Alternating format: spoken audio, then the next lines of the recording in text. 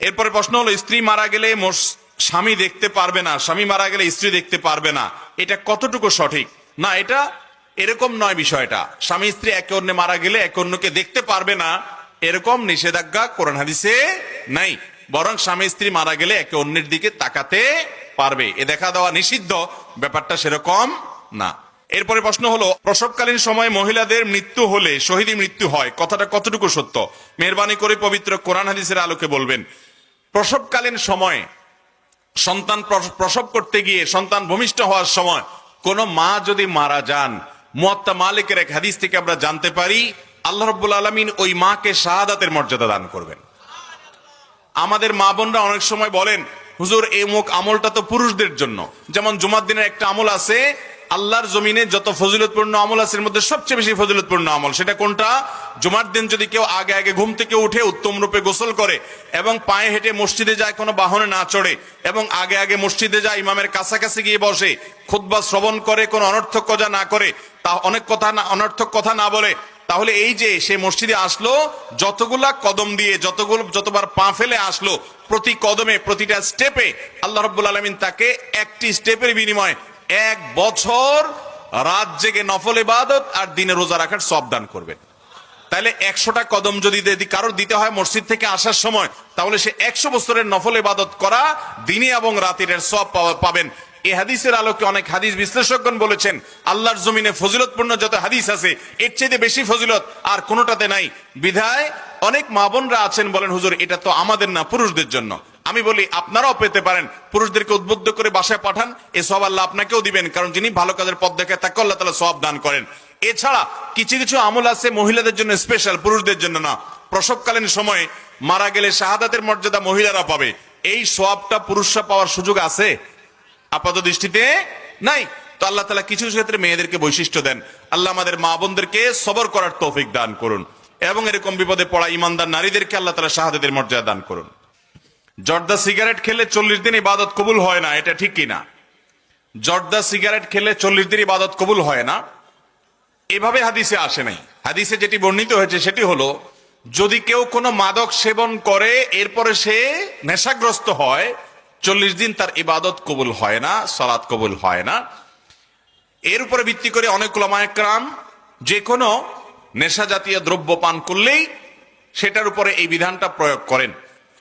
তবে হাদিসের ভাষ্য অনুপাতে বোঝা যায় যে মাদক দ্রব্য সেবন করবে সেটা যে প্রকারেরই হোক না কেন, এবং এর ফলে সে মাদক আসক্ত হয়ে যায় এবং সে নেশাগ্রস্ত হয়ে যায়, মাতাল হয়ে যায়, মাতলামি করে, তার জন্য এই ভয়াবহ শাস্তির কথা বলা হয়েছে।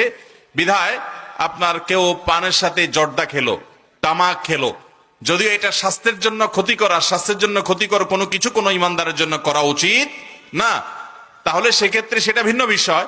কিন্তু এর মানে এই না যে এর কারণে তার 40 দিন ইবাদত কবুল হবে না, হাদিসে সেটা বলা হয় নাই। আমাদের এলাকার অনেক মানুষ বিদেশ থাকে, কিন্তু ইসলামে বলা আছে স্ত্রীকে রেখে 3 মাস বা 6 মাস বাইরে থাকা যায়, কিন্তু বাস্তবতায় ঋণ করে বিদেশ গেলে সেই ঋণ পরিশোধ করতে 1 বছরের বেশি সময় লাগে। এখন তাহলে আমাদের করণীয় কি? ভাই, যারা বিদেশ যান বিয়ে করার পর, আমি তাদেরকে বলি আপনাদের বিদেশ যেতে 2 ধরনের ভিসা লাগবে। কয় ধরনের ভিসা? একটা ভিসা নিবেন যে দেশে যাবেন সেই দেশের এম্বাসি থেকে, আর আরেকটা ভিসা নিবেন আপনার বউয়ের কাছ থেকে।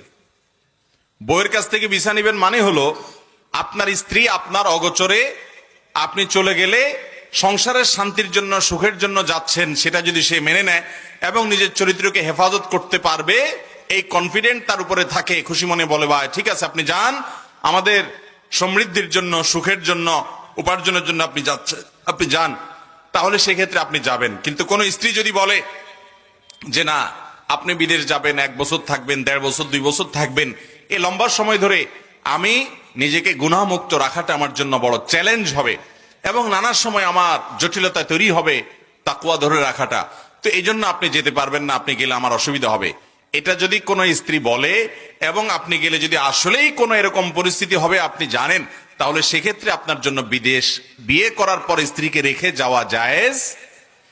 তবে এর মানে এই না যে শরীয়ত আপনার জন্য কোনো সময় ঠিক করে দিয়েছে, যেমন প্রশ্নকর্তা বলেছেন 3 মাস, 6 মাস, বাইরে থাকা যায়, এর বেশি যায় না। না, এটা তো আপনার মন গড়া কথা।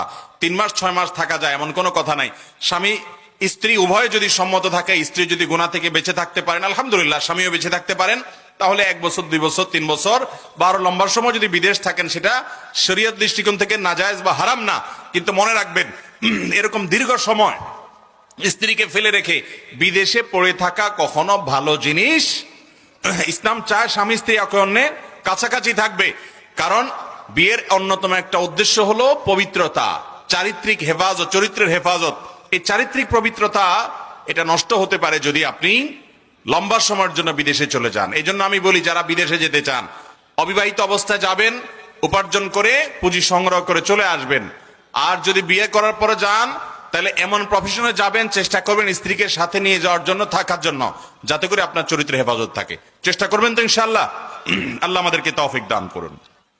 আমাদের এলাকায় একটি প্রচলন আছে, মানুষ মারা গেলে 3 দিনের দিন কাপড় ধোয়া নিয়ে হাদিস বা কোরআন কি বলে? মানুষ মারা যাওয়ার পর 3 দিনের দিন কাপড় ধোয়া, এটা আবার কি? আমি নতুন করে জানলাম। হ্যাঁ, কি করে 3 দিনের দিন কার কাপড় ধোয়? একজন বলেন। হ্যাঁ, ও, ফ্যামিলির সবাই কাপড় ধোয়।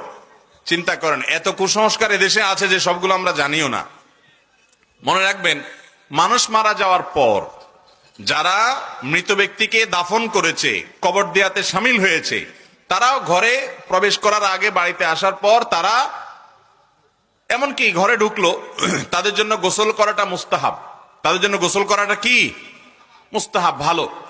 এছাড়া পুরা পরিবারের সবার কাপড় চোপড় ধুইতে হবে 3 দিন পর, এমন কোন কথা কোরআন হাদিসে কোথাও বলা। ইসলামের নামে এরকম মন গড়া কোনো কিছু যদি করে কেউ, তাহলে সওয়াব হওয়া তো দূরের কথা, বরং উল্টা কি হতে পারে? গুনাহ হতে পারে, বেদাত হতে পারে। বিধায় কোন মানুষ মারা গেলে পরিবারের সবার কাপড় চোপড় ধুইতে হবে 3 দিনের দিন, এরকম কোন কথা কোরআন হাদিসে কোথাও বলা হয় নাই। এটা কুসংস্কার। এটা কি? কুসংস্কার। অতএব আমরা এটা বিশ্বাস করব না। এরপরে প্রশ্ন হলো, একবার কসম ভেঙে গেছে, কাফারা দিয়েছি, আবার একই কসম ভেঙে গেছে, তাহলে পুনরায় কাফারা দিতে হবে নাকি তওবা করলে হবে? যদি আপনি আল্লাহর নামে শপথ করেন, আমি আল্লাহর নামে শপথ করলাম আমি এই কাজটা করব। অনেক সময় দেখা যায় আমরা ভুল শপথ করি। যেমন ধরুন, কোন বন্ধুর সাথে রাগারাগি করে বলল যে আল্লাহর কসম তোর সাথে আমি আর কথা বলবো না। আছে কি নাই? তো এরকম যদি শপথ করেন, এই শপথটা ভালো শপথ না খারাপ শপথ? কথা বলেন, ভালো শপথ না খারাপ শপথ? কেমনে খারাপ? কারণ কোন মুসলমান অন্য কোন মুসলমানের সাথে রাগ করে 3 দিনের বেশি কথা বলা বন্ধ রাখা জায়েজ। অতএব এই নাজায়েজ কাজটা যদি কেউ করে, তাহলে সেক্ষেত্রে খারাপ কাজ। এই খারাপ কাজের শপথ যদি কেউ করে, তাহলে সে ওই শপথটা ভাঙতে হবে। ওইটা ভাঙা জরুরি। অন্যায় এবং ভুল শপথ করলে সেই শপথ রক্ষা করবেন না, বরং সেটা ভাঙবেন। আর শপথ ভঙ্গের কারণে আপনি কাফারা দিয়ে দিবেন। কাফারা স্বরূপ 10 জন মিসকিনকে খাদ্য দিবেন, অথবা আপনি 3টা রোজা রাখবেন, এতে আপনার কসমের কাফারা হয়ে যাবে। এখন কথা হলো, একবার কসম করেছেন, ভেঙেছেন, ভাঙার পর কাফারা দিয়েছেন, আবার কসম করেছেন, এবারও যদি ভাঙেন, তাহলে আপনাকে আবার কাফারা দিতে হবে। শুধু তওবা করছেন, মাপ চাইছেন, তাতে কাজ হবে না।